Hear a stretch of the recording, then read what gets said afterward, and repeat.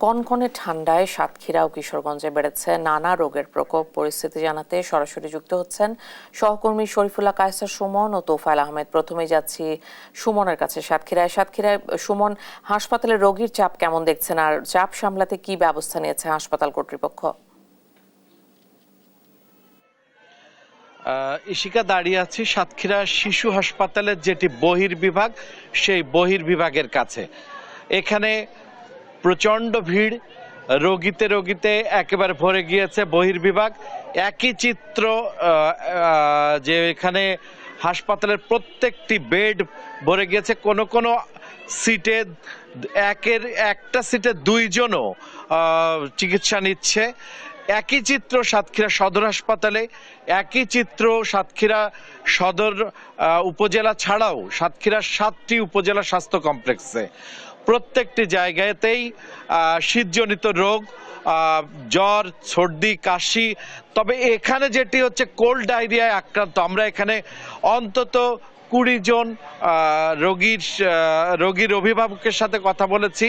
তাদের প্রত্যেকেই cold diarrhoea জনিত রোগে আক্রান্ত হয়েছে। হাসপাতালের কর্তৃপক্ষ প্রত্যেকটি হাসপাতাল কর্তৃপক্ষ চিকিৎসা দিতে হিমশিম খাচ্ছে।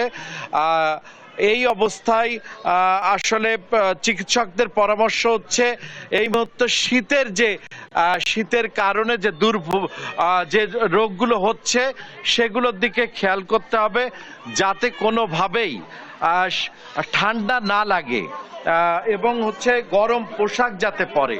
কি হয়েছে বাবুটার? সর্দি লেগেছে, সর্দি, বুকে শ্বাসকষ্ট হচ্ছে, ও দুধ খাইতে পারে না। কতদিন ধরে?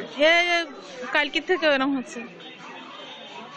হ্যাঁ, যেমনটি ইশিকা শুনছিলাম, জ্বর, সর্দি, কাশি এবং কোল্ড ডায়রিয়ায় ভরে গিয়েছে। এখানে যে মানুষগুলোকে দেখছেন প্রত্যেকেই আসলে তাদের শিশুদের নিয়ে, তাদের নবজাতকদেরকে নিয়ে অনেকটা দুশ্চিন্তাগ্রস্ত। এখন চিকিৎসকরা বলছে দুশ্চিন্তার থেকে জরুরি হচ্ছে গরম পোশাক পরা, যেহেতু এই উপকূলে, দক্ষিণের এই উপকূলে প্রচণ্ড শীত পড়েছে। প্রতিদিন 14 ডিগ্রি সেলসিয়াস তাপমাত্রা নামছে, কখনো 13, তার বেশি। সুমন, অনেক ধন্যবাদ আপনাকে। কনকনে ঠান্ডায় শীতজনিত রোগের প্রকোপ বেড়েছে সাতক্ষীরায় এবং সেই সঙ্গে কিশোরগঞ্জে এই মুহূর্তে যুক্ত হচ্ছে সহকর্মী তোফায়েল আহমেদের সঙ্গে। তোফায়েল, কেমন দেখছেন রোগীর চাপ কেমন বেড়েছে হাসপাতালে, আর চাপ সামলাতে কি ব্যবস্থা নিয়েছে হাসপাতাল কর্তৃপক্ষ?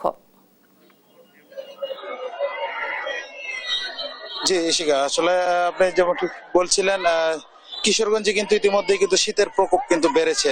আর এই শীতের প্রকোপের কারণেই কিন্তু কিশোরগঞ্জে কিন্তু যেই ঠান্ডাজনিত যে রোগে কিন্তু কিশোরগঞ্জের যে শিশু এবং বয়স্করা রয়েছেন, এই ধরনের রোগীরা কিন্তু আসলে হাসপাতালে কিন্তু চাপ বেড়েছে।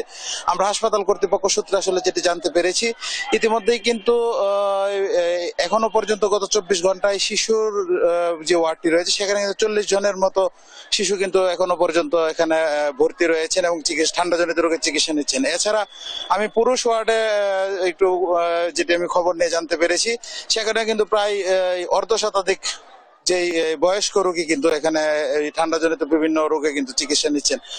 এছাড়া কিন্তু আপনাদেরকে একটু জানিয়ে রাখতে চাই যে আসলে হাসপাতাল কর্তৃপক্ষ কিন্তু আসলে আমাদেরকে যেটি জানিয়েছেন, এখানে কিন্তু কিছুটা ওষুধ সংকটও কিন্তু এখানে দেখা দিয়েছে। এবং আমরা যেটি জানতে পেরেছি, এখানে ঠান্ডাজনিত রোগের বিভিন্ন ধরনের যেই অ্যান্টিবায়োটিক ওষুধ, ফ্লুক্লক্স এবং বিভিন্ন ধরনের স্যালাইন, এই ধরনের ওষুধের কিন্তু সংকট রয়েছে। এছাড়া যে সিরিঞ্জ, ইনজেকশন পুশ করার যে সিরিঞ্জ, সেটিরও কিন্তু এখানে একটা সংকট দেখা দিয়েছে। তো হাসপাতাল কর্তৃপক্ষ আমাকে আসলে যেমনটি জানিয়েছে, ইতিমধ্যেই কিন্তু এই ওষুধ এবং যে সিরিজ সংকটে, চিকিৎসা সরঞ্জাম সংকটে কিন্তু তারা কাজ করে যাচ্ছেন এবং যে এইসব বিষয়ে কিন্তু স্বাস্থ্য মন্ত্রণালয়ে কিন্তু অবহিত করা হয়েছে এবং খুব দ্রুততম সময়ের মধ্যেই কিন্তু যেই এই সংকট তারা কাটিয়ে উঠতে পারবে বলে জানিয়েছেন। এছাড়া আমি আজকে কিন্তু সকালবেলা কথা বলেছিলাম কিশোরগঞ্জের যে প্রথম শ্রেণীর যে আবহাওয়া অফিস রয়েছে, সেখানে তারা যেমনটি জানিয়েছেন আজকে কিন্তু সর্বনিম্ন 13.2 ডিগ্রি সেলসিয়াস তাপমাত্রা এখানে নির্ধারণ করা হয়েছে এবং এই ঠান্ডা কিন্তু এ সপ্তাহে এই সপ্তাহে কিছুটা সূর্যের দেখা মিললেও আগামী সপ্তাহতে কিন্তু শৈত্যপ্রবাহের দিকে যাবে বলে জানিয়েছেন। আর হাসপাতালের যে ডাক্তাররা রয়েছেন তারা আসলে যেমনটি জানিয়েছেন যে শিশু এবং বয়স্কদের যেই ঠান্ডাজনিত যে সমস্যা, আসলে গরম কাপড় পরিধান এবং যতটুকু সম্ভব যে একটু গরম নিজেকে আসলে একটু উষ্ণ রাখার যে ব্যবস্থা তা সেগুলো আসলে গ্রহণ করার জন্য।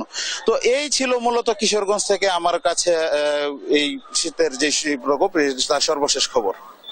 তোফায়েল, অনেক ধন্যবাদ আপনাকে। কিশোরগঞ্জে শীতজনিত রোগের প্রকোপ বেড়েছে, সর্বশেষ তথ্য যাচ্ছিলাম সহকর্মীর কাছে।